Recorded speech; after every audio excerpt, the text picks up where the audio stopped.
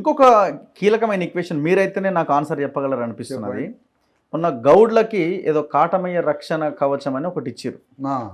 అదే ముస్తాద్ అంటారు కదా, తాడెక్కే ముస్తాద్ని వీళ్ళు ఏదో టెక్నికల్గా ఏదో తయారు చేసి కింద పడ్డా కూడా ఏం కాకుండా ఒకటి తయారు చేసి ఇచ్చారు. దానికి మంత్రులు, ముఖ్యమంత్రి అంతా కలిసిపోయారు. దాని కాస్ట్ ఎంత ఉంటుంది? మహా అయితే 500 ఉంటుందో, టెండర్లో 1000 రూపాయలు ఉంటుందో ఎంతో ఉంటుంది. ఇంకొక వైపున ఇంకొక మీటింగ్ జరిగింది. ఇదేమో తాళ్ళ మధ్యలోనే పెట్టి ఆయన తాడెక్కుతుంటే ముఖ్యమంత్రి కింద ఉండి ఎల్లో అంగి, ఎల్లో టీషర్ట్ అని ఇట్లా క్వశ్చన్ చేసుకుంటూ వాళ్ళతో మాట్లాడండి. వాళ్ళకి మైకులు ఇచ్చిండి, వీళ్ళు కింద ఉండి మైక్లో మాట్లాడండి. ఇంకొక మీటింగ్ దీనికి కంపేర్ చేద్దాం ఒకసారి. కేజీఎఫ్ అని ఒక మీటింగ్ నడిచింది. కమ్మ గ్లోబల్ ఫెస్ట్ దాన్ని కేజీఎఫ్ అని పెట్టారు. కేజీఎఫ్ అంటే బంగారు గనులు అన్న సినిమా ఒకటి ఉన్నది. ఆ మీటింగ్లో అమ్మతనము, కమ్మతనము, ఇంకొక ఆయన ఏమో అసలు అమెరికా ప్రెసిడెంట్ కూడా కమ్మోళ్ళే అవుతారు ఖచ్చితంగా భవిష్యత్తులో, ఇట్లా రకరకాలుగా చాలా స్టేట్మెంట్స్ ఇచ్చారు. ఆ కమ్మ లీడర్లు అంతా ఇప్పుడు మంత్రులుగా ఉన్న వాళ్ళంతా మీటింగ్లో ఉన్నారు. ఈ రెండింటిని మీరు ఎట్లా కంపేర్ చేస్తారు? అదే ఒకటేంటంటే తెలంగాణకి బేసిక్గా ఆ కమ్యూనిటీకి సంబంధం లేదు. నేను నాకున్న అసలు తెలంగాణకి ఆ కులానికే సంబంధం లేదు. ఒక రకంగా మార్వాడీలు తెలంగాణలో 100 ఏళ్ళ నుంచి వ్యాపారం చేస్తారు, సంబంధం లేదు కదా. తెలంగాణ నుంచి ఏమైనా సంబంధమా? లేదు. అది కూడా అంతే. ఇక్కడ ఏంటంటే గౌడ్లకి రక్షణ కవచం మోకేసి తాడెక్కేది ఉంది కదా, ఆ మోకుతో కింద పడి చచ్చి కత్తులు గుచ్చుకొని చచ్చిపోతారు. అందుకని ఏదో టెక్నికల్గా ఒక ఇన్స్ట్రుమెంట్ని తీసుకొచ్చి వేసారు. గౌడులకి రక్షణ కవచం గౌడ వృత్తిలో టెక్నికల్గా అదేసుకొని పైకి పోయి కళ్ళు తీస్తే కాదు. గౌడులకి రక్షణ కవచం గౌండ్లోళ్ళు రాజ్యాన్ని పరిపాలిస్తే రక్షణ కవచం. మరి కేజీఎఫ్కి రక్షణ కవచం ఏది? భారత ప్రభుత్వాన్ని పట్టుకోవాలని ఒక కమ్మాయన, ఇండియన్ గవర్నమెంట్నే పరిపాలించాలని ఒక కమ్మాయన మాట్లాడతాడు. లేదు అమెరికాకి ప్రెసిడెంట్ కావాలి కమ్మాయనని ఒక అమ్మాయన మాట్లాడతాడు. అమెరికాకే ప్రెసిడెంట్ కావాలంటాడు ఒక ఆయన, ఇండియన్ గవర్నమెంట్ని పరిపాలించాలని ఒక ఆయన అంటాడు, తెలంగాణ ఆంధ్రప్రదేశ్ ప్రభుత్వాన్ని పరిపాలించాలని అంటారు. వీళ్ళు ఎందుకు మీటింగ్ పెట్టుకున్నారో తెలుసా అండి? ఒక అమ్మాయిని అంటాడు కదా మన కేజీఎఫ్ మీటింగ్లో, ప్రభుత్వ ఉద్యోగాలు, ప్రభుత్వం ఎన్ని ఉద్యోగాలు ఇచ్చిందో ఇప్పటికీ అన్నిటికన్నా ఎక్కువ ఉద్యోగాలు కమ్మ పారిశ్రామికవేత్తలు ఉద్యోగాలు ఇచ్చారు, అన్ని ఉద్యోగాలు అన్నాడు.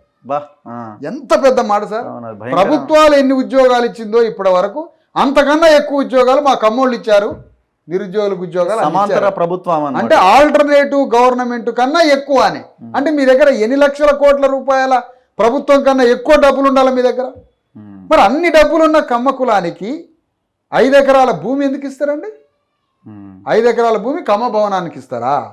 అవి లీగల్గా ఇవన్నీ క్లియర్ చేసి కమ్మోళ్ళకి బిల్డింగ్ కట్టుకోవడానికి లీగల్గా ఏమైనా భూమికి పంచాయతీ నుండి క్లియర్ చేసి 5 ఎకరాలు ఇస్తానని రేవంత్ రెడ్డి గారు పోయి చెప్తారు అక్కడికి.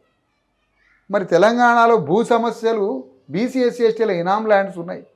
వాళ్ళకి 100 సంవత్సరాలుగా ఒక వారసత్వంగా భూములు ఎన్నో సమస్యలతోటి భూములు ఇంకా క్లియర్ కాలే. వాటికి ఒక ల్యాండ్ కమిషన్ బోర్డు పెట్టి క్లియర్ చేయరాదు? కమ్మాళ్ళకట ఈయన 5 ఎకరాల భూమి ఇస్తాడట, అందులో భవనం కట్టుకోమంటాడు. నేనన్న మాటలు కాదు ఇవన్నీ, మీకు చెప్తున్నాను వాళ్ళ మాటలే మీకు చెప్తున్నా.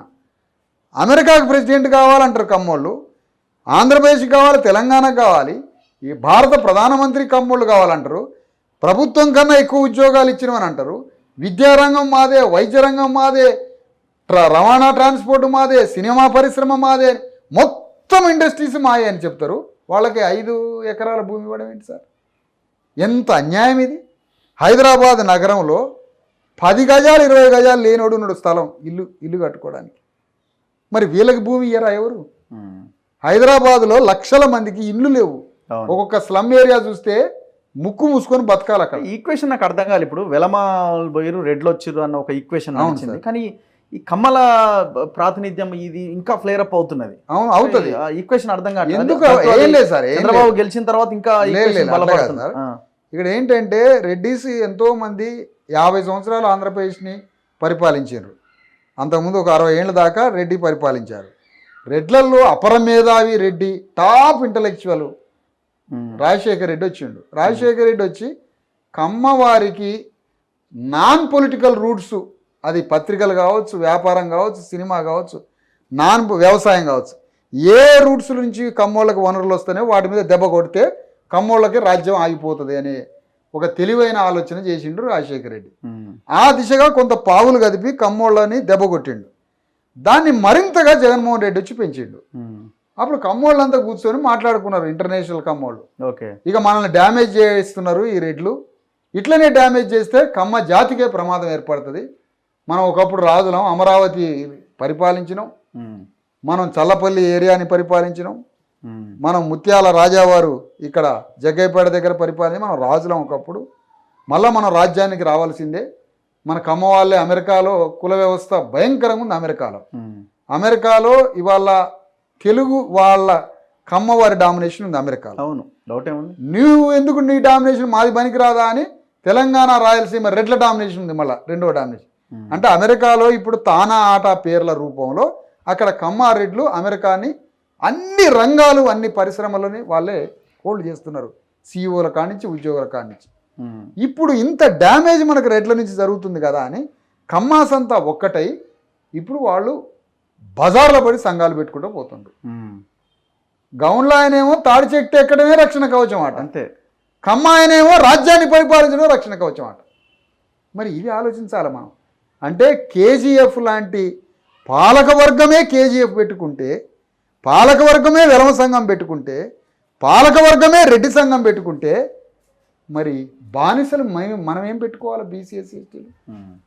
అందుకనే బీసీఎస్సీ ఎస్టీలు అందరం ఒక వేదిక మీదకి వచ్చి ఇలాంటి బోగస్, ఇలాంటి 420 బడ్జెట్లని కూలదోసి కాంగ్రెస్ పార్టీ చేస్తున్నటువంటి ఈ దుర్మార్గమైనటువంటి ద్రోహపూరితమైనటువంటి ఈ దుష్ట కాంగ్రెస్ పార్టీ యొక్క బడ్జెట్ని ఇది ప్రజల్లోకి పోయి ప్రజల్లో విప్పి చెప్పి ఈ ప్రజల యొక్క మోసాన్ని, ప్రజల్ని ఎట్లా మోసం చేస్తుండో చెప్పి. ఇప్పుడు ముఖ్యమంత్రి కూడా కేజీఎఫ్ లాగా ఇప్పుడు గౌడ్స్ జీజీఎఫ్ అని పెడతారు, అవును, పద్మశాలీలు పీజీఎఫ్ అని పెడతారు, అవును, నాయ బ్రాహ్మణులు ఎన్జీఎఫ్ అని పెడతారు. వాటికి కూడా రావాలిగా.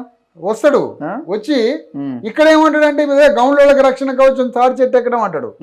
మాది వాళ్ళ దగ్గరకు వచ్చి చెప్పులు కుట్టే వాళ్ళకి తోలు కావాలంటే ఏమైనా ఇస్తాను అంటాడు. సాగలోళ్ళకి బట్టలు తుక్కోవాలంటే ఏదైనా ఇస్తాడు, దోబిఘాట్లు కట్టిస్తాను అంటాడు. కానీ రాజ్యంలోకి మాత్రం వీళ్ళు రావద్దు, రాజ్యంలోకి మాత్రం వీళ్ళు రావడానికి వీల్లేదు. ఇది ఈయన పరిపాలన.